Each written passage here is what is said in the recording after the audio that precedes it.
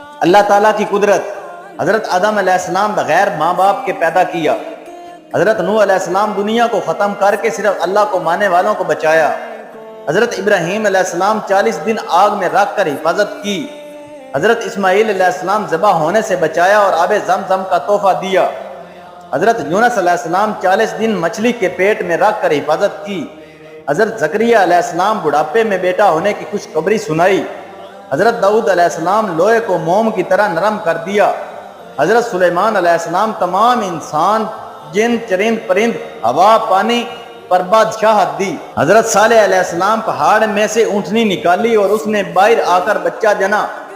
حضرت عزیز علیہ السلام 100 سال تک سلایا اور کھانا گرم رکھا۔ اللہ تعالیٰ کی قدرت، حضرت آدم علیہ السلام بغیر ماں باپ کے پیدا کیا۔